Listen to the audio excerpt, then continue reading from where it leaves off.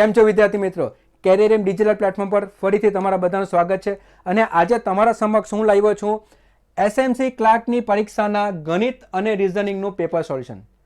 તો જે વિદ્યાર્થી મિત્રો આ પરીક્ષા આપીને આવ્યા છે એ સૌને બેસ્ટ ઓફ લક અને મારી એવી શુભેચ્છા છે કે તમારા બધા જ પ્રશ્ન જે છે ગણિત અને રીઝનિંગમાં એ સાચા પડ્યા છે. તો ચાલો મિત્રો શરૂઆત કરીએ પેપર સોલ્યુશન સાથે. તો પહેલો પ્રશ્ન જે છે એ ટકાવારીના ચેપ્ટરમાંથી પૂછાયો હતો કે 6% મૂલ્ય કેટલું છે. મિત્રો ખૂબ જ સરળ પ્રશ્ન. 6% મૂલ્ય કેટલું છે? હવે 6% જે છે અને મિત્રો સૌને ખબર છે કે ટકાવારી જ્યારે પણ આવશે ત્યારે આપણે કેવી રીતે લખશું? 6/100. હવે 2 પોઈન્ટ આપણે એડજસ્ટ કરવાના. ઉપર રકમ કેટલી છે? 6 અને 2 પોઈન્ટ આપણે એડજસ્ટ કરવા હોય તો આ 1 અને 2.0 એટલે 0.06. તો આપણો જવાબ કેટલો છે? 0.06. તો અહીંયા ઓપ્શન આવશે ઓપ્શન નંબર સી. ખૂબ જ સરળ અને સિમ્પલ પ્રશ્ન જે છે પૂછાયો હતો પરીક્ષાની અંદર. તો મિત્રો સૌને આ પ્રશ્ન તો આવડવો જ જોઈએ. તો ચાલો મિત્રો બીજા પ્રશ્ન પર જઈએ. હવે બીજો પ્રશ્ન જે છે એ આ પ્રમાણે છે.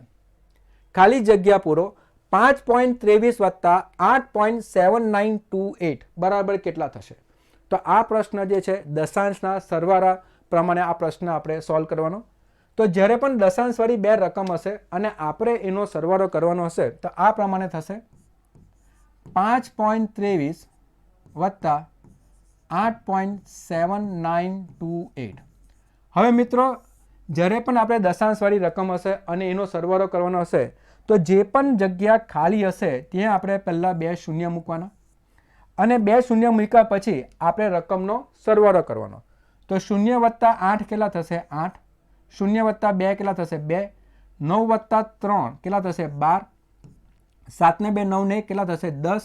એટલે 1 ઉપર જશે. 8 ને 6 કેટલા થવાના? 14. એટલે આપણો જવાબ કેટલો આવશે?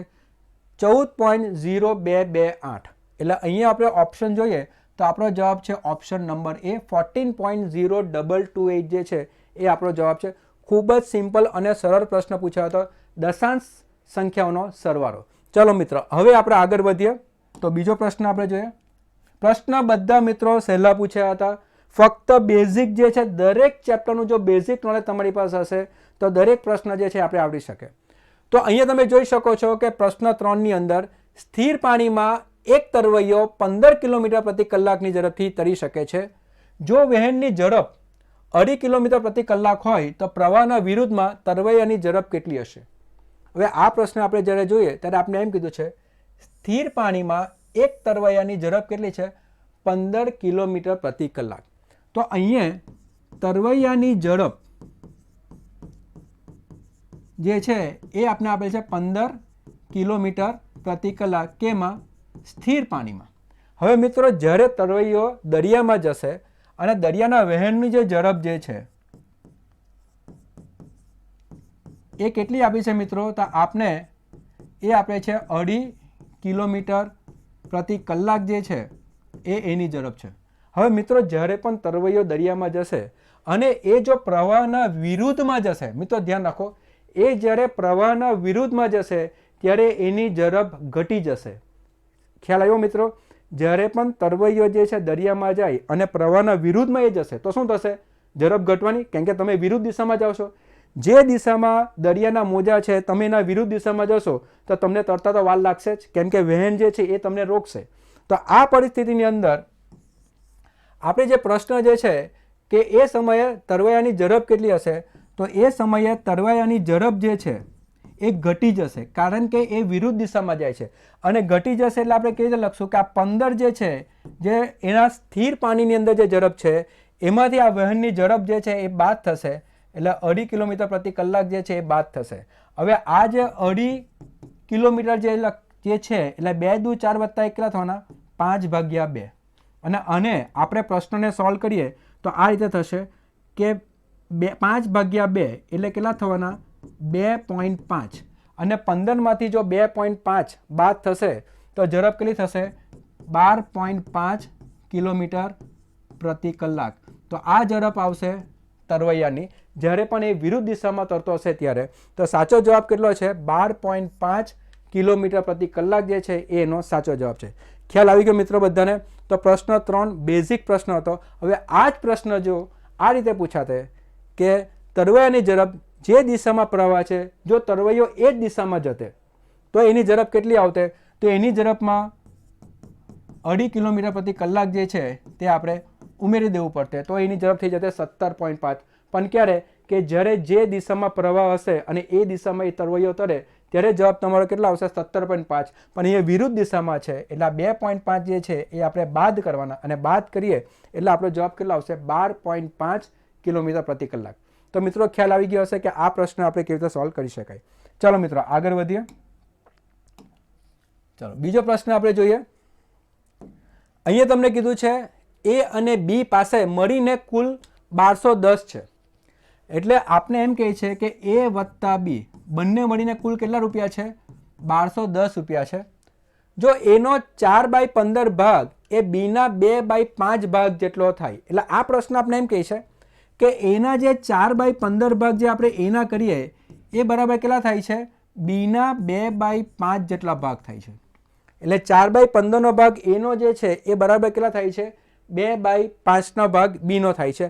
હવે મિત્રો આ પ્રકારના પ્રશ્નની અંદર આપણે ખાસ કરીને જે છે એ અને બીને ગુણોત્તરમાં ફેરવવાના, અને ગુણોત્તરમાં ફેરવવા માટે આપણે શું કરશું? આ બીને નીચે લઈ આવીશું એટલે a ભાગ્યા b કરીશું. જો a ભાગ્યા b કરીશું તો આ 15 જે છે, ખાસ મિત્રો ધ્યાન રાખો, આ 15 ઉપર જશે. અહીંયા 2/5 તો છે જ, પણ આ 15 ક્યાં જશે? ક્રોસમાં ઉપર જશે એટલે આ ગુણ્યા 15 થશે, ભાગ્યા આ 4 જે છે તે નીચે જશે એટલે ભાગ્યા 4 અહીંયા આવશે. તો 5 તાલી 15, 2 દુ 4. તો અહીંયા તમને a બાય બીની રકમ જે છે એ કેટલી મળશે? 3/2.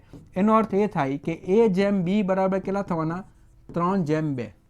તો અહીંયા a જેમ b બરાબર 3/2 એટલે એના ભાગે 3 હશે તો બીના ભાગે કેટલા જશે? 2. પણ હવે પૈસા કેટલા વેચવાના છે? 1210. તો અહીંયા આપણે કોની કિંમત પૂછી છે?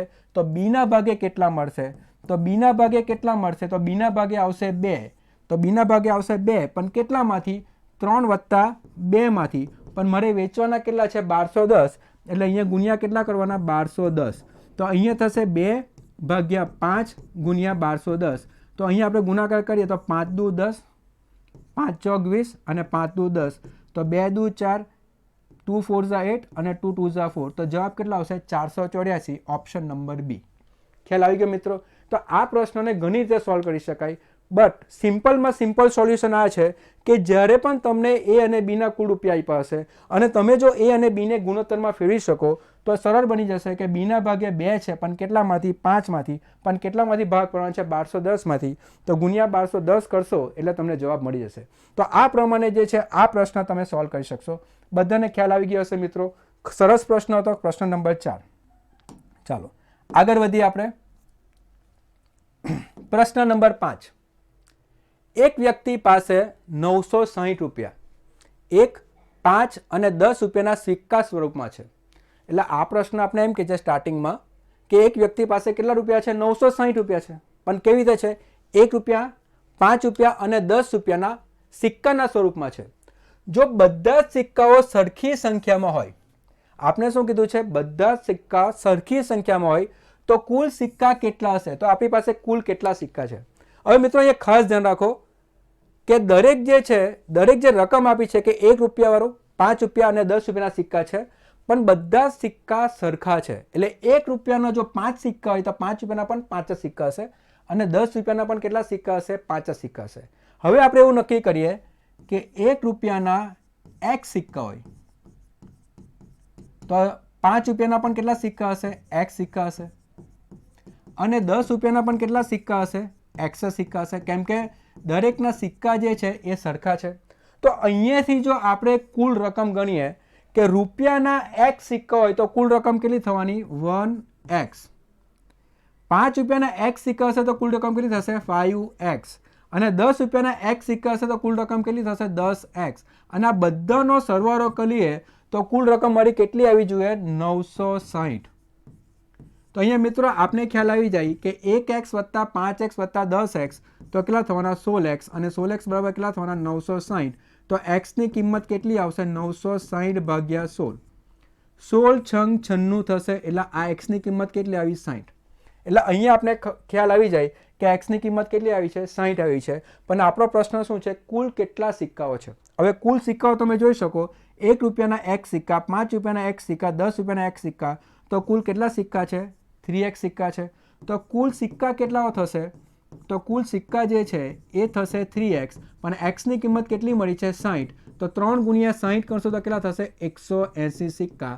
તો આપણો જવાબ કેટલો આવશે? 180. ખ્યાલ આવી ગયો મિત્રો? તો આ પ્રશ્ન જે છે તમે આ રીતે પણ સોલ્વ કરી શકો. આ પ્રશ્ન તમે ડાયરેક્ટ પણ સોલ્વ કરી શકો. કેવી રીતે? આપણે આ રીતે પણ કરી શકાય કે જો રૂપિયાનો એક સિક્કો હોય તો 5 રૂપિયાનો પણ એક જ સિક્કો હશે અને 10 રૂપિયાનો પણ એક જ સિક્કો હશે. જો બધા એક સિક્કા હશે તો કુલ રકમ કેટલી થવાની? 10 + 5 15 + 1 16.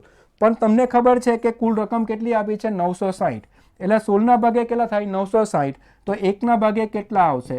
તો 960 ભાગ્યા 16 કરશું એટલે કેટલા થશે? 60. તો અહીંયાથી મિત્રો ખ્યાલ આવી જાય કે 1 રૂપિયાવાળા કેટલા સિક્કા છે? તો 60 છે. તો 5 રૂપિયાવાળા બીજા 60 અને 10 રૂપિયાવાળા બીજા 60. તો અહીંયાથી પણ તમે પ્રશ્ન સોલ્વ કરી શકો કે કુલ સિક્કા જે છે એ કેટલા થવાના છે? 180. તો મિત્રો ખ્યાલ આવી ગયો હશે કે આ પ્રશ્ન તમે કેવી રીતે સોલ્વ કરી શકો. ખ્યાલ આવી ગયો મિત્રો? બધાને ખ્યાલ આવી ગયો? ચલો મિત્રો આગળ વધીએ. આપણે પર જઈએ. પ્રશ્ન નંબર 6 આ પ્રમાણે છે. 1.5 હેક્ટર ક્ષેત્રફળ ધરાવતા ખેતરમાં 5 સેન્ટીમીટર વરસાદ પડે છે તો ખેતરમાં કેટલું ઘન મીટર પાણી પડે છે? તો મિત્રો આ પ્રશ્ન જે છે એ ક્ષેત્રફળ અને ઘનફળના ચેપ્ટરમાંથી આવ્યો છે. અને ખાસ મિત્રો ધ્યાન આપો, અહીંયા જે છે 1.5 હેક્ટર ક્ષેત્રફળ ધરાવતા ખેતરમાં 5 સેન્ટીમીટર વરસાદ પડે છે તો ખેતરમાં કેટલા ઘન મીટર પાણી પડે છે? તો આપણે જોઈએ છે કે દરેકના યુનિટ જે છે અલગ અલગ છે. પહેલામાં તમને હેક્ટર આપ્યું છે, બીજામાં સેન્ટીમીટરમાં આપ્યું છે, અને જ્યારે તમારે ઘનફળ શોધવાનું છે તો એક એમાં આપ્યું છે ઘન મીટરમાં આપ્યું છે. તો પહેલું તો આપણે એ જાણવું પડે કે 1 હેક્ટર બરાબર કેટલા થશે? તો 1 હેક્ટર બરાબર 10,000 ચોરસ જે છે એ મીટર થાય. 10,000 ચોરસ મીટર થાય. અને એને જો આપણે સેન્ટીમીટરમાં ફેરવીએ તો 10,000 ગુણ્યા 100 ગુણ્યા 100 સેન્ટીમીટર ચોરસ સેન્ટીમીટર થશે. ખ્યાલ આવી ગયો મિત્રો? તો પહેલે તો મિત્રો આપણે આ જ ખ્યાલ આવી જવો જોઈએ કે 1 હેક્ટર પ્રમાણે કેટલા થશે? 10,000 ગુણ્યા 100 ગુણ્યા 100 ચોરસ મીટર થશે. હવે મિત્રો આપણે કેટલા હેક્ટર આપ્યા છે? 1.5 હેક્ટર. તો 1.5 હેક્ટર બરાબર કેટલા ચોરસ સેન્ટીમીટર થશે? તો 1.5 હેક્ટર બરાબર 1.5 ગુણ્યા 1 2 3 4 5 6 7 ને 8 મીંડા આવશે. અને 1.5 એટલે 15/10 અને 1 2 3 4 5 6 7 ને 8. તો આ એક શૂન્ય ઉડી જશે. તો આ કેટલા થવાના? 1 2 3 4 5 6 ને 7 મીંડા રહેશે. તો આ જે છે એ આપણે શું આપશે? ચોરસ સેન્ટીમીટર. હવે મિત્રો આ જે છે આપણે જવાબ કેમાં આવ્યો છે? ચોરસ સેન્ટીમીટર. પણ ચોરસ સેન્ટીમીટરને ફરીથી ચોરસ મીટરમાં ફેરવવું હોય તો આપણે આ બે મીંડા અને આ બે મીંડાને જો આપણે ભેગા કરીએ તો આ થશે 15,000 ચોરસ મીટર. તો આ કેટલા થશે? 15,000 ચોરસ મીટર. પણ મિત્રો આપણે જે છે શું શોધવાનું છે? કેટલા ઘન મીટર. હવે મિત્રો ઘન મીટર જે છે જે આપણે શોધવાનું છે તો ખેતરમાં કેટલા ઘન મીટર પાણી પડે? તો જ્યારે પણ આપણે જે છે ઘનફળ શોધવાનું હોય તો ઘનફળ માટે મિત્રો ખાસ ધ્યાન રાખો, ઘનફળ જ્યારે પણ શોધવાનું હોય તો ભોંયતળિયાનું ક્ષેત્રફળ ગુણ્યા એની ઊંચાઈ, આ તમે કરશો એટલે આપને શું મળશે? ઘનફળ મળશે. હવે ક્ષેત્રફળ જે છે કે આપણે કીધું છે કે ક્ષેત્રફળ ખેતરનું ક્ષેત્રફળ કેટલું આવ્યું છે આપણું? 15,000 ચોરસ મીટર. પણ જ્યારે વરસાદ પડશે તો આ ક્ષેત્રફળની ઉપર પાણી કેટલું આવે છે? 5 સેન્ટીમીટર જે છે એની ઊંચાઈ થઈ જશે, પાણી એટલું ભરાઈ જશે. તો મિત્રો ફરીથી અહીંયા 5 સેન્ટીમીટર આપ્યું છે.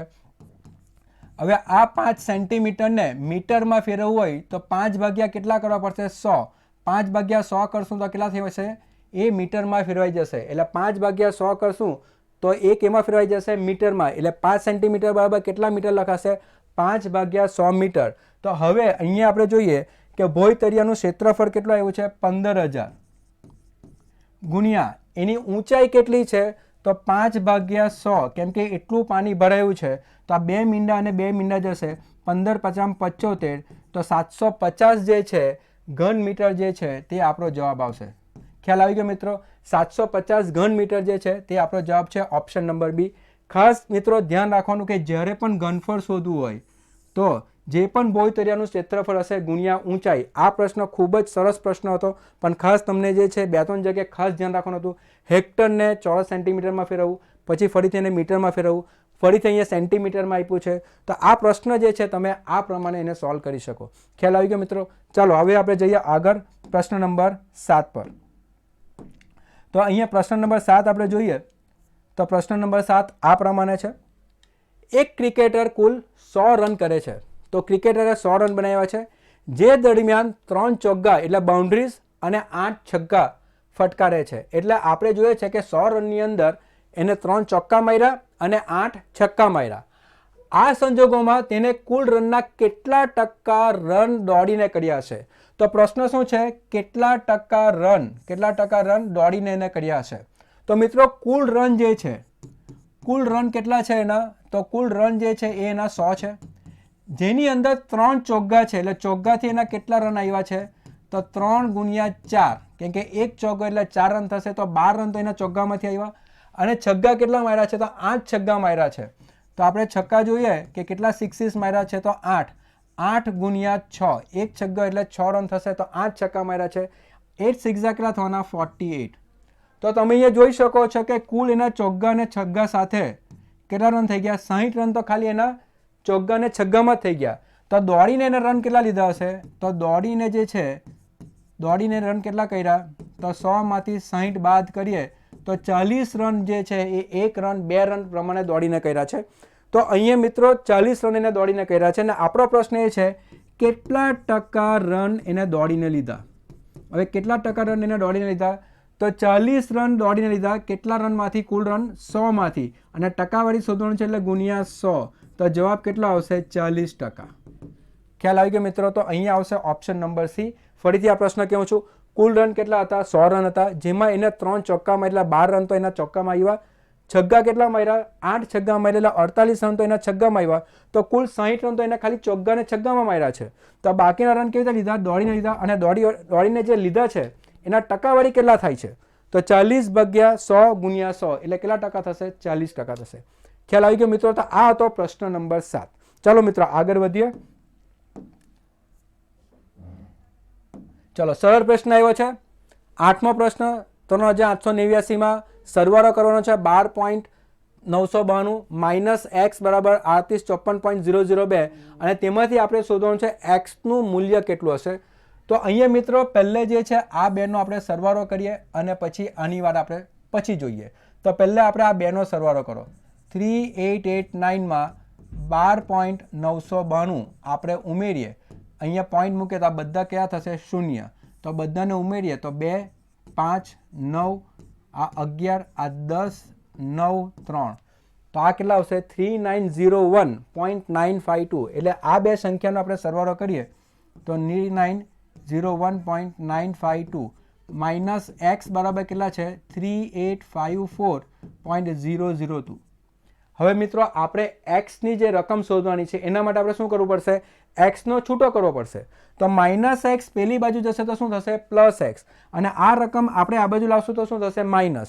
એટલે અહીંયા 3901.952 માઇનસ કરવાના છે 3854.002 બરાબર કેટલા થવાના? એક્સ. તો મિત્રો હવે આમાંથી આપણે આ બાદ કરશું એટલે આપણો જવાબ આપણે મળી જશે. તો ચાલો મિત્રો 3901.952 માંથી 3854.002 આપણે બાદ કરીએ તો 2 માંથી 2 જશે તો 0, 5 માંથી 0 5, 9 માંથી 0 9, 1 માંથી 4 નહીં જશે એટલે 0 ને કટ કરશું તો 9, 9 ને કટ કરશું તો 8, તો 11 માંથી 4 જશે તો 7, 9 માંથી 5 જશે તો 4, અહીંયા 0, એટલે આપણો જવાબ કેટલો આવશે? તો અહીંયા એક્સની કિંમત જે છે એ કેટલો આવશે? 47.95. જવાબ છે ઓપ્શનમાં? હા મિત્રો જવાબ છે ઓપ્શન નંબર ડી. તો આનો જવાબ કેટલો આવશે? 47.95. ખ્યાલ આવી ગયો મિત્રો? ઘણા બધા પ્રશ્નો જે છે એકદમ સરળ હતા કે ખાલી સરવાળો બાદ બાકી કરો એટલે ત્યાંથી જ તમને જવાબ મળી જશે. ખ્યાલ આવ્યો મિત્રો? ચાલો આપણે આગળ વધીએ. હવે જે છે પ્રશ્ન નંબર 9 જો, ખાલી જગ્યા પૂરો. ખાલી જગ્યા પૂરો. અહીંયા જે પ્રશ્ન જે છે કે ખાલી જગ્યાની અંદર શ્રેણી ચાલે છે અને શ્રેણી પરથી આપણે જવાબ લાવવાના છે. ચલો મિત્રો પહેલે છે 6, પછી 12 આપ્યા છે, પછી 18 આપ્યા છે, પછી 24 આપ્યા છે. એટલે 6 છે, 12 છે, 18 છે, 24 છે, પછી ખાલી જગ્યા છે, અને પછી 36, 42 અને પાછી ખાલી જગ્યા છે. દરેક સંખ્યાને તમે જુઓ ને તો સંખ્યા જોઈને ખ્યાલ આવે કે 6ના ગુણાકવાળી સંખ્યા ચાલે છે. અને 6નો જો ઘડિયો તમે પકડો તો આ થશે 6 એકુ 6, આ થશે 6 દુ 12, આ થશે 6 તાલી 18, આ થશે 6 ચોક 24, તો આ થશે 6 પચામ 30. એટલે પહેલી જે સંખ્યા કઈ આવશે 30. આ થશે 6 છંગ 36, આ થશે 6 ગુણ્યા 7 42, તો આ સંખ્યા કઈ થવાની 6 ગુણ્યા 8 કેટલા થવાના 48. એટલે 30 અને 48 છે એ આપણો જવાબ છે. અને 30 અને 48 ક્યાં આવે છે? ઓપ્શન નંબર બી માં. તો જવાબ કેટલો આવશે? Option number B. ખૂબ જ સરળ અને સિમ્પલ પ્રશ્ન હતો શ્રેણીમાંથી. ચલો મિત્રો, આ તો બધાને ખ્યાલ આવી ગયો હશે અને બધાને આવડ્યો પણ હશે આ પ્રશ્ન. ચલો આગળ વધીએ આપણે. હવે જો પ્રશ્ન નંબર 10, ખાલી જગ્યા પૂરો. 131 ગુણ્યા 0 ગુણ્યા 3 ગુણ્યા 4. મિત્રો ખૂબ જ સિમ્પલ પ્રશ્ન. કોઈ પણ સંખ્યા જ્યારે તમે 0 સાથે ગુણાકાર કરો તો તમારો જવાબ કેટલો આવવાનો છે? 0 જ આવશે. એટલે ઓપ્શન કયો આવશે? Option number C. ખ્યાલ આવી ગયો મિત્રો? તો અહીંયા આવશે ઓપ્શન નંબર સી. ખૂબ જ સરળ અને સિમ્પલ પ્રશ્ન હતો. ચલો આગળ વધીએ આપણે. પ્રશ્ન નંબર 11 થી આપણે શરૂઆત કરીએ. તો 11મો જે પ્રશ્ન જે છે એ જોઈને જ આપણે ખ્યાલ આવી જાય કે આમાં કયો નિયમ લાગશે? ભાગુ સભાનો નિયમ લાગશે મિત્રો. તો ચાલો ભાગુ સભાના નિયમ પ્રમાણે આ પ્રશ્ન જો આપણે સોલ્વ કરીએ તો કિંમત આપણે આપી છે 3 + 6 ગુણ્યા 5 + 4 ભાગ્યા 3 માઇનસ એક્સ, અને એ બરાબર કેટલી રકમ આવી જાય? એક્સ. અને આપણે એક્સનું મૂલ્ય આપણે શોધવાનું છે. હવે ભાગુ સભાના નિયમ જે છે કે ભાગુ સભા જે નિયમ જે છે કે ભાગાકાર કરો, પછી ગુણાકાર, પછી સરવાળો, પછી બાદબાકી. પણ એના પહેલાં આપણે શું કરવું પડશે? કાઉન્સ જે છે એને આપણે પહેલાં સોલ્વ કરવું પડશે. તો મિત્રો અહીંયા જે છે કાઉન્સ આપ્યો છે અહીંયા 5 + 4. એટલે આ રકમ જો આપણે જોઈએ તો 3 + 6 ગુણ્યા 5 + 4 કેટલા થવાના? 9. તો આ કેટલા આવશે? 9 આવશે. ભાગ્યા કેટલા? 3 માઇનસ 7 બરાબર કેટલા આવશે? એક્સ. હવે મિત્રો કાઉન્સ તો આપણે સોલ્વ કરી, પણ હવે કયું કરવું પડશે? ભાગાકાર. ભાગાકાર આપણે જોઈએ તો ભાગાકાર અહીંયા પડ્યા છે એટલે આપણે 9 ભાગ્યા 3 કરવાના. હવે 9 ભાગ્યા તમે 3 કરો તો જવાબ કેટલો આવશે? 3 તાલી 9. તો જવાબ કેટલો આવશે? 3. તો ફરીથી આપણે જો રકમ લખીએ તો આ થશે 3 + 6 ગુણ્યા 3 માઇનસ 7 બરાબર એક્સ. તો મિત્રો ખ્યાલ આવી ગયો. હવે આપણે ભાગાકાર કર્યા. ભાગાકાર પછી કયો નિયમ લાગશે? ગુણાકાર. તો અહીંયા 6 ગુણ્યા 3 કરીએ તો અહીંયા આપણે જોઈ શકીએ છીએ કે 3 + 6 તાલી કેટલા થવાના? 18. 18 માઇનસ 7 બરાબર કેટલા થવાના? એક્સ. હવે મિત્રો 3 + 18 કેટલા થવાના? 21. અને 21માંથી જો 7 બાદ કરીએ તો જવાબ કેટલા આવશે? 14. તો આપણો જવાબ કયો છે? Option number B 14. ખ્યાલ આવી ગયો મિત્રો? ખૂબ જ સરળ પ્રશ્ન હતો. ભાગુ સભાનો નિયમ તમે જો વાપરો તો આ પ્રશ્ન તરત જ સોલ્વ થઈ જશે. ખાલી તમારે છે ધ્યાન રાખવાની જરૂર છે આ પ્રકારના પ્રશ્નમાં. ચલો મિત્રો આગળ વધીએ આપણે. તો હવે જે છે એના પછીનો પ્રશ્ન જોઈએ. પ્રશ્ન આ રીતે છે, એક શતાબ્દીમાં કેટલા મહિના હોય છે? એક શતાબ્દીમાં કેટલા મહિના હોય છે? તો મિત્રો એક શતાબ્દી એટલે એક સેન્ચુરી, અને એક સેન્ચુરી એટલે કેટલા વર્ષ થવાના? 100 વર્ષ થવાના. અને આપણો પ્રશ્ન એ છે એમાં કેટલા મહિના હોય છે? હવે આપણે મિત્રો બધાને જ ખબર છે કે એક વર્ષમાં કેટલા મહિના આવશે? 12. તો અહીંયા જવાબ જે છે કે 100 ગુણ્યા 12 મહિના. અને 100 ગુણ્યા 12 કરીએ એટલે કેટલા મહિના થવાના? 1200 મહિના જે છે તે આપણો જવાબ આવશે. Option number B 1200. ખ્યાલ આવી ગયો મિત્રો? ખૂબ જ સરસ સિમ્પલ પ્રશ્ન હતો. આના તો આપણે બેઠા જ ગુણ લેવા જોઈએ. ચલો મિત્રો આગળ વધીએ. તો ઘણા બધા પ્રશ્ન સારા સારા પ્રશ્ન પૂછાયા હતા. હવે આ પ્રશ્ન આપણે જોઈએ. ખાલી જગ્યા પૂરો. 1, 121, 441, 961 પછી ખાલી જગ્યા. હવે આ એક શ્રેણી છે મિત્રો. આ શ્રેણીને તમે જ્યારે જુઓ છો ને તો ત્યારે થોડો ઘણો તમને ખ્યાલ આવી જવો જોઈએ કે જ્યારે તમે 121 રકમ જુઓ છો, જ્યારે તમે 441 રકમ જુઓ છો, તો અહીંયાથી જ ખ્યાલ આવી જાય કે આ બધા જે સંખ્યા જે લખેલી છે એ કોઈના ને કોઈના વર્ગ છે. હવે કોઈના ને કોઈના વર્ગ છે તો એક તો આપણે સમજી શકીએ કોનો વર્ગ છે? 1નો વર્ગ છે. પણ 121 એ કોનો વર્ગ છે? એ થશે 11નો વર્ગ. 441 એ કોનો વર્ગ છે? 21નો વર્ગ. અને 961 કોનો વર્ગ છે? 31નો વર્ગ છે. તો મિત્રો અહીંયા તમે જોઈ શકો છો કે 1નો વર્ગ, 11નો વર્ગ, 21નો વર્ગ, 31નો વર્ગ. અહીંયા તમે ચેક કરી શકો કે 1 + 10 કરશું તો કેટલા થશે? 11. 11 + 10 કરશું તો કેટલા થશે? 21. 21 + 10 કરશું તો કેટલા થશે? 31. ને 31માં જો 10 આપણે ઉમેરીએ તો કેટલા થવાના? 41. તો આના પછીની જે સંખ્યા જે છે એ કોનો વર્ગ હશે? 41નો વર્ગ. હવે 41નો વર્ગ જે છે એની શોર્ટકટ જે છે આ રીતે કરી શકાય કે પહેલે પ્રથમ જોવાનું કે 1નો વર્ગ કેટલો થવાનો છે? 1. પણ એક જ અંક છે એટલે આપણે એને મૂકશું 0 1 41નો વર્ગ, 1નો વર્ગ કેટલો થવાનો 1, પણ એક જ અંકવાળી છે એટલે આપણે શું લખશું 0 1. 4નો વર્ગ કેટલો થવાનો 16, અને પછી 4 ગુણ્યા 1 કરવાના એટલે કેટલા થશે 4, અને દરેકમાં ગુણા કેટલા કરવાના 2, તો 4 દુ કેટલા થયા 8. ને હવે જે છે 8 આપણે ક્યાં ઉમેરવાનો, તો છેલ્લો અંક છોડીને 8 આપણે અહીંયા ઉમેરીએ તો જવાબ કેટલા આવશે 1681. તો આપણો જવાબ છે ઓપ્શન નંબર બી 1681. ખ્યાલ આવી ગયો મિત્રો? તો આ જે છે વર્ગ જે છે એની શોર્ટકટ કી છે.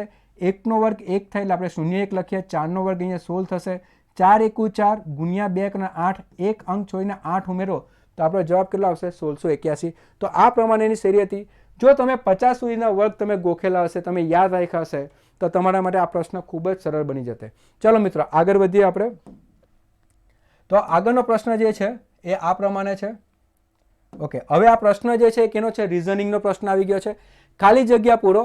તમને જે છે આલ્ફાબેટ આપેલા છે. પહેલું છે SCD, TEF, UGH, પછી ખાલી જગ્યા, અને પછી તમને આપેલા છે WKL. મિત્રો આ પ્રકારનું જ્યારે કોડિંગ તમને આપ્યું હશે અને આપણે જોવાનું છે કે વચ્ચે જે છે કયા આલ્ફાબેટ આવશે, બરાબર મિત્રો? તો આપણે જે છે એક આલ્ફાબેટ એટલે એક કેરેક્ટર આપણે લઈને જોવાનું. તો અહીંયા મિત્રો પ્રથમ આપણે સ્ટાર્ટ કરીએ કે પ્રથમ જે છે કે ફરીથી થોડુંક જોઈ લઈએ, નીકળી ગયું છે. SCD આપ્યું છે, TEF આપ્યું છે, UGH આપ્યું છે, ખાલી જગ્યા આપી છે, WKL આપ્યું છે. તો મિત્રો અહીંયા જે છે કે પ્રથમ આપણે S થી શરૂઆત કરવાની. એટલે અહીંયા તમને 3 આલ્ફાબેટ આપ્યા છે. એક છે S, બીજો છે C, ત્રીજો છે D. એવું નથી કે SCD સાથે જો, TEF સાથે જો, UGH સાથે જો, આપણે એક આલ્ફાબેટ જોતા જવાનું. હવે S પછી જે છે આપણે જોઈએ તો T. હવે આલ્ફાબેટ આપણે A to Z આપણે બોલીએ તો PQRST, એટલે એસમાં 1 ઉમેર તો T આવે, U +1 STU, પછી યુમાં +1 કરશું તો શું થશે V.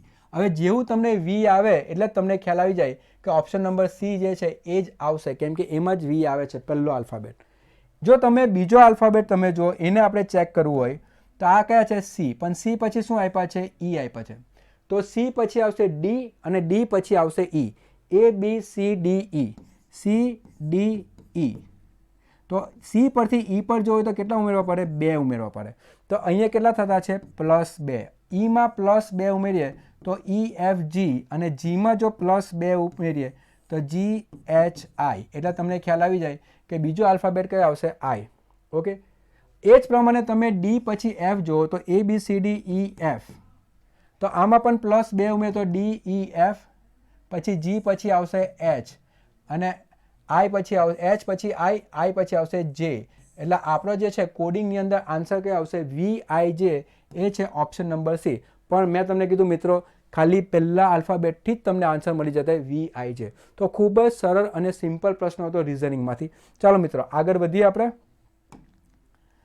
હવે મિત્રો જો આગળનો પ્રશ્ન કયો છે. હવે આ પણ કોડિંગનો પ્રશ્ન આવ્યો છે, આ પ્રમાણે આપ્યો છે. B to CD, pen change કરીએ આપણે. પછી તમને ખાલી જગ્યા આપી છે BCD4, પછી આપ્યું છે B5CD, અને પછી આપણે આપ્યું છે BC6D. તો મિત્રો આ જ્યારે કોડિંગ તમે જોવો છો ને તો અહીંયા આલ્ફાબેટ જે BCD જે છે એ તો એની જગ્યાએ રહે છે, BCD, BCD, BCD અને BCD. તો બદલાય શું છે? આ બદલાય છે 2, 4, 5 અને 6. હવે મિત્રો ખ્યાલ આવી જાય કે જો અહીંયા 2 છે, વચ્ચે ખાલી જગ્યા છે, 4, 5, 6, તો અહીંયા કયો બાકી છે? 3. પણ 3નું સ્થાન કયું? તો આ જે છે એક સ્થાન જે છે તે વારાફરતી જે છે જમણી બાજુ જાય છે, એક સ્થાન જમણી બાજુ જાય છે. એટલે જો મિત્રો અહીંયાથી તમને ખ્યાલ આવશે કે D પર આ સ્થાન હતું, પછી પાછું B પર આવે છે, પછી પાછું C પર આવે છે. તો અહીંયા સ્થાન કયું છે? B સાથે છે. તો અહીંયા સ્થાન ક્યાં આવશે? C પાસે આવશે, એટલે C3D. એટલે હવે તમે જુઓ મિત્રો કે 2 અહીંયા હતું, પછી 3 એના પછી C પર જશે, પછી 4 D પર જશે, ફરીથી B પર, પછી C પર, પછી D પર. તો આ પ્રમાણે એનું કોડિંગ ચાલે છે. તો જવાબ કયો આવશે? B, C, 3 અને D. તો ઓપ્શન કયો આવશે? Option number B. ખૂબ જ સિમ્પલ અને સરળ પ્રશ્ન આપણો હતો. આમાં પણ આપણા એક પણ માર્ક જવા નહીં જોઈએ. તો આ હતો પ્રશ્ન નંબર 15. ચાલો આગળ વધીએ આપણે. તો આપણે જોઈએ છીએ કે રિઝનિંગના ખૂબ જ સરળ પ્રશ્ન પૂછાયા હતા પેપરની અંદર. તો હવે આપણે જો કે બીજો પ્રશ્ન છે ખાલી જગ્યા પૂરો. ફરીથી એક પ્રશ્ન જે આવ્યો છે એ શ્રેણીનો આવ્યો છે. તમને આપેલા છે 4, 4ના થાય છે 2, 2ના થાય છે 1, પછી અડધો, પછી 1/4 અને પછી ખાલી જગ્યા. તો મિત્રો અહીંયા તમે રકમ જુઓ ને તો અહીંયાથી ખબર પડી જાય કે 4ના તમે અડધા કરો, 4ના અડધા એટલે ભાગ્યા 2 કરો તો કેટલા આવશે? 2. 4ના અડધા કેટલા આવશે? 2. 2ના તમે અડધા કરો તો કેટલા આવશે? 1. 1નો તમે અડધો કરો તો કેટલા આવશે? 1/2. 1/2નો અડધો કરો તો કેટલા આવશે? 1/4. અને 1/4નો અડધો કરો આ રીતે તો કેટલા થશે? 1/8. એટલે જવાબ કેટલા આવશે? 1/8. ખ્યાલ આવી ગયો મિત્રો? દરેક રકમ જે છે એ અડધો અડધો અડધો કરતાં કરતાં તમારી આ શ્રેણી જે છે એ પૂરી થઈ જાય છે. એટલે આપણો જવાબ કેટલો આવશે? 1/8. ચાલો મિત્રો આગળ વધીએ આપણે ફરીથી બીજો પ્રશ્ન જોઈએ. 17મો પ્રશ્ન જુઓ. 17મો પ્રશ્ન કઈ રીતે આપ્યો છે? ફરીથી આ પ્રશ્ન શ્રેણીનો છે. ઘણા બધા પ્રશ્ન પૂછ્યા હતા શ્રેણી, એટલે પરીક્ષામાં ધ્યાન રાખો કે શ્રેણી બરાબર કરીને જવું. ચાલો મિત્રો હવે આ પ્રશ્ન જે છે એ છે 53, 53, 40, 40, 27, 27. જ્યારે શ્રેણીના પ્રશ્ન હશે મિત્રો ખાસ આપણે ધ્યાન રાખવાનું કે જે સંખ્યાની જે શ્રેણી જે છે એ ઘટતી જતી હોય એટલે બાદ બાકી કરવાની. સંખ્યાની શ્રેણી જે છે એ વધતી જતી હોય તો સરવાળો કરવાનો.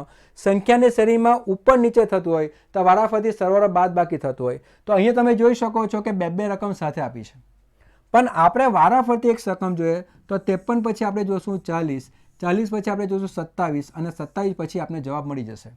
હવે 53માંથી 40 બનાવવું હોય તો મારે કેટલા કરવા પડે? -13 બાદ કરવા પડે. તો 53માંથી -13 બાદ કરતાં કેટલા આવશે? 40. 40માંથી 13 બાદ કરતાં કેટલા આવશે? 27. અને જો 27માંથી હું 13 બાદ કરું તો કેટલા થવાના? 7માંથી 3 જશે 14, 2માંથી 1 જશે તો 1. એટલે કેટલા? 7માંથી 3 બાદ કરું તો 4 આવશે, 2માંથી 1 બાદ કરું તો 1 આવશે. તો જવાબ કેટલા આવશે? 14. તો મિત્રો ખૂબ જ સરળ અને સિમ્પલ પ્રશ્ન હતો. આપણે જોવાનું કે બે અંક સાથે આપ્યા છે પણ આપણે એક અંક વારાફરતી લેતા જઈએ તો ત્યાંથી તમારી શ્રેણી જે છે એ બની જશે. તો આ તો પ્રશ્ન નંબર 17. ચાલો આગળ વધીએ. ચાલો હવે જે છે એનાલોજીના પ્રશ્ન જે શરૂઆત થયા છે, સંબંધિત પ્રશ્ન જે છે એ શરૂઆત થયા છે. તો તમને 18મો પ્રશ્ન એમ કહે છે મ્યુઝિયમ એ ક્યુરેટર, મ્યુઝિયમ એટલે શું? ક્યુરેટર સાથે સંલગ્ન છે તેમ જેલ કોની સાથે સંકળાયેલ છે? તો જેલ શબ્દ જે છે એ કોની સાથે સંકળાયેલ છે? એટલે આપણે એ જોઈ શકીએ કે મ્યુઝિયમની અંદર મ્યુઝિયમને ધ્યાન આપવા માટે એક ક્યુરેટર રાખવામાં આવે છે. મ્યુઝિયમને ધ્યાન રાખવા માટે ક્યુરેટર રાખવામાં આવે છે. વોર્ડન્સ ઓપ્શન છે પહેલો, બીજો ઓપ્શન છે જેલર, ત્રીજો ઓપ્શન છે ન્યાયાધીશ અને ચોથો ઓપ્શન છે મેનેજર. તો મિત્રો અહીંયા ખ્યાલ આવી જાય કે જેલની અંદર જેલનું ધ્યાન આપનાર વ્યક્તિ કોણ બનશે? જેલર. તો ખૂબ જ સિમ્પલ હતો કે જેલનું કોણ આવશે? જેલર આવશે. વોર્ડન કેમાં આવશે? હોસ્ટેલમાં આવશે. ન્યાયાધીશ કેમાં આવશે? કોર્ટ હશે ત્યાં આવશે. અને મેનેજર ક્યાં હશે? ઓફિસમાં હશે કાં તો હોટલમાં હશે. તો પ્રશ્ન બહુ સિમ્પલ હતો. જવાબ કેટલા આવશે? Option number B, jailer. Okay મિત્રો, ખૂબ જ સરળ સિમ્પલ પ્રશ્ન. ચાલો આગળ વધીએ આપણે. 19મો પ્રશ્ન જુઓ. કોબરા એ સાપ સાથે સંકળાયેલ છે. એટલે મિત્રો કોબરા કોની સાથે સંકળાયેલ છે? સાપ સાથે. તો તે જ રીતે ચિત્તો એ સાથે કોની સાથે સંકળાયેલ છે? તો મિત્રો અહીંયા જો પ્રશ્ન તમે જુઓ ને, કોબરા એ સાપ સાથે સંકળાયેલ છે. એટલે જે છે સાપની જાતિઓ જે છે એમાં કોઈ સાપનું નામ શું છે? કોબરા છે. અલગ અલગ સાપની જાતિઓ આવે છે જેમાં એક સાપનું નામ શું છે? કોબરા. તો એ જ પ્રમાણે ચિત્તો જે છે એની જાતિ એ ક્યાંથી શરૂઆત થાય છે? 4 ઓપ્શન આપ્યા છે, ઝેબ્રા, સિંહ, વાઘ અને બિલાડી. તો મિત્રો આનો જવાબ બધાને જ ખ્યાલ આવશે કે આનો જવાબ શું આવશે? બિલાડી. કેમ કે આપણે જ્યારે ચિત્તાની વાત કરીએ છીએ તો એ કયા ફેમિલીમાંથી આવ્યો છે? તો એને કહેવામાં આવે છે કેટ ફેમિલી. ખૂબ જ જે છે સરસ શબ્દ છે ઇંગ્લિશની અંદર જેને કહેવામાં આવે છે કેટ ફેમિલી. કેટ ફેમિલીની અંદર ચિત્તો, વાઘ આ બધા જે કેમાં આવશે? કેટ ફેમિલીમાંથી આવશે. એટલે જવાબ કયો આવશે? બિલાડી. તો મિત્રો ખૂબ જ સરળ પ્રશ્ન હતા. આની અંદર આ પ્રકારના જે પ્રશ્ન હતા તે જોઈ લો. 20મો પ્રશ્ન, ઇકોલોજી એ પર્યાવરણ સાથે સંકળાયેલો શબ્દ છે. ઇકોલોજી કોની સાથે સંકળાયેલો છે? પર્યાવરણ. તો ઇતિહાસ કોની સાથે સંકળાયેલ છે? ખૂબ જ સિમ્પલ અને સરળ પ્રશ્ન છે કે ઇતિહાસ કોની સાથે સંકળાયેલ છે? તો મિત્રો અહીંયા ઓપ્શન આપેલા છે હશ્મી, હોર્મોન્સ, બનાવો અને પેશીઓ. તો મિત્રો ખ્યાલ છે બધાને કે ઇતિહાસ જે છે એ આપણે ઇતિહાસમાં જે બધા બનાવો બની ગયા છે, જે ઇવેન્ટ્સ બની ગઈ છે રાજા રાણીના સમયથી, ગાંધીજીના સમયથી અત્યારે આપણે નરેન્દ્ર મોદીના સમયમાં જે ચાલીએ છે, તો આખો જે ઇતિહાસ જે છે એ કોની સાથે સંકળાયેલો છે? બનાવો સાથે સંકળાયેલો છે, ઇવેન્ટ સાથે સંકળાયેલો છે. તો ઓપ્શન કયો આવશે? Option number C. ખ્યાલ આવી ગયો મિત્રો? તો આ હતો પ્રશ્ન નંબર 20. ચાલો આગળ વધીએ. ખૂબ જ સરળ પ્રશ્ન હતા, બધાને આવડી જાય એવા પ્રશ્ન હતા. તો ચાલો મિત્રો હવે જોઈએ બીજો પ્રશ્ન. ખાંડને મોલાસીસ સાથે સંબંધ છે. ખાંડને કોના સાથે સંબંધ છે? મોલાસીસ સાથે. તે જ રીતે ગેસોલિન કોની સાથે સંબંધ છે? તો ખાંડ મોલાસીસ સાથે. તો ગેસોલિન જે છે શબ્દ એ કોની સાથે સંબંધ છે? ઓપ્શન આપેલા છે ખોદકામ, પેટ્રોલિયમ, ખાંડ અને નદીનો પથ. તો મિત્રો ખૂબ જ સરળ છે. જ્યારે આપણે ગેસોલિનની વાત કરીએ, એક પ્રવાહીની વાત કરીએ જે સળગી શકે છે, તો એ કોની સાથે સંકળાયેલો છે? એ પેટ્રોલિયમ પ્રોડક્ટ સાથે સંકળાયેલો છે. પેટ્રોલિયમમાંથી એ બને છે. તો અહીંયા જે છે ગેસોલિન જે છે એ કોની સાથે સંકળાયેલો છે? પેટ્રોલિયમ સાથે. તો એ પણ તમે જવાબનો ઓપ્શન તમે જુઓ તો તમને ખ્યાલ આવી જાય કે આનો જવાબ કયો આવી શકે? પેટ્રોલિયમ. ચાલો મિત્રો આગળ વધીએ હવે. તો હવેનો જે પ્રશ્ન જે છે 22મો પ્રશ્ન જો. ઉંદર અને બિલાડીનો સંબંધની જેમ માખીનો સંબંધ કોની સાથે છે? તો ઉંદર અને બિલાડીનો સંબંધ બધાને જ ખબર છે કે બિલાડી કોને ખાય? ઉંદરને ખાય. તો એ જ પ્રમાણે માખીનો સંબંધ કોની સાથે છે? તો માખીને ખાવાવાળું કોણ? કરોડિયો, ઉંદર, ગોરો કે ગાય? તો પ્રશ્ન ખૂબ જ સરળ હતો. જવાબ શું આવશે? કરોડિયો. ખ્યાલ આવી ગયો મિત્રો? તો પ્રશ્ન તો એકદમ સિમ્પલ હતા, ખાલી થોડું ધ્યાન આપો તો પણ તમે બધા પ્રશ્ન જે છે એ સોલ્વ કરી શકતે. ચાલો આગળ વધીએ. 23મો પ્રશ્ન. લેખક અને વાંચક જે રીતે સંકળાયેલા છે, એટલે લેખક અને વાંચક એક લખે છે ને એક વાંચે છે, તો તે જ પ્રમાણે પ્રોડ્યુસર એટલે જે ઉત્પાદક જે છે કોની સાથે સંકળાયેલો છે? તો ઉત્પાદક કોની સાથે સંકળાયેલો છે? કોન્ટ્રાક્ટર સાથે, સર્જક સાથે, ગ્રાહક સાથે કાં તો સલાહકાર સાથે. તો આપણે જ્યારે પણ મૂવીઝ જોઈએ છે તો મૂવીઝમાં તમે જોઈ શકો છો કે કોઈ પ્રોડ્યુસ કરે ને કોઈ ડિરેક્ટ કરે.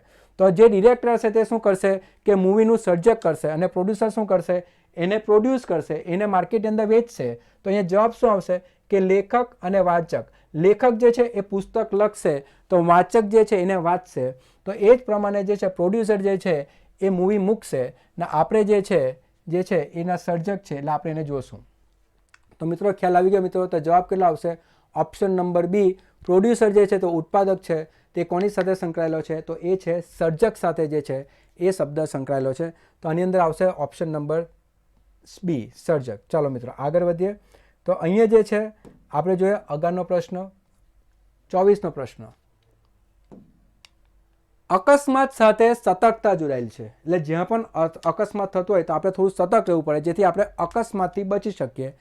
તો એ જ રીતે રોગ જે છે એ કોની સાથે, કઈ બાબત સાથે સંકળાયેલો છે? તો રોગ કઈ સાથે સંકળાયેલો છે? જો અકસ્માતથી બચવું હોય તો આપણે સતર્કતા વાપરવી પડે. તો એ જ પ્રમાણે રોગથી બચવું હોય તો આપણે કોની સાથે? સારવાર, દવાઓ, ડૉક્ટર કે સ્વચ્છતા? તો જવાબ શું આવશે? સ્વચ્છતા. કે આપણે જ્યારે સ્વચ્છતા રાખીશું તો આપણે રોગથી જે છે એ બચી શકશું. એટલે ઓપ્શન કયો આવશે? Option number D. તો અહીંયા 24ની અંદર ઓપ્શન કયો આવશે? Option number D. ખ્યાલ આવી ગયો મિત્રો? ચાલો 24મા પ્રશ્ન પછી બીજો એક પ્રશ્ન જોઈએ આગળ. 25મો પ્રશ્ન. નીચેના કઈ સંખ્યા અન્યથી અલગ છે? હવે આ પ્રશ્ન જો કે અહીંયા ઘણી બધી સંખ્યા આપેલી છે પણ આમાંથી કઈ સંખ્યા અલગ છે તે આપણે જોવાનું છે. હવે મિત્રો બધી સંખ્યા તમે જુઓ ને 8 છે, 27 છે, 64 છે, 100 છે, 125, આ બધી સંખ્યા કંઈક જુઓ ને તો તમને લાગે છે કે આ બધી સંખ્યા કઈ છે? ઘનવાળી સંખ્યા છે. 8 એટલે કોનો ઘન થાય છે? 2નો ઘન છે. 27 કોનો ઘન છે? 3નો ઘન છે. 64 કોનો ઘન છે? 4નો ઘન છે. પણ 100 કોઈનો ઘન છે? કોઈનો ઘન નથી. જ્યારે 125 જે છે એ 5નો ઘન છે. 216 એ 6નો ઘન છે. 343 એ 7નો ઘન છે. તો આ બધામાંથી અલગ સંખ્યા કઈ છે? 100. તો ઓપ્શન કઈ આવશે? Option number C, 100. તો મિત્રો ખૂબ જ ખાલી વર્ગ અને ઘન એ તમને ખ્યાલ હશે તો આ પ્રશ્ન બી જે છે એ આપણા માટે સરળ બનશે. તો આ તો 25મો પ્રશ્ન. તો બધાને ખ્યાલ આવી ગયો હશે 25મો પ્રશ્ન. તો આપણે જોયું છે કે અહીંયા જે છે કે આપણા જે છે મેથ્સ અને રિઝનિંગના સોલ્યુશન જે છે અહીંયા તમને બધા સોલ્યુશન બતાવ્યા છે. 1થી માંડીને 25 પ્રશ્ન જે છે 100માંથી 25 પ્રશ્ન એ ગણિત અને રિઝનિંગમાંથી પૂછ્યા હતા. અને તમને જો જે પ્રમાણે મેં તમને સોલ્યુશન કરાવ્યું છે એ જો તમને પસંદ આવતો હોય તો પ્લીઝ અમારી ચેનલને લાઇક કરો, સબસ્ક્રાઈબ કરો. Thank you very much.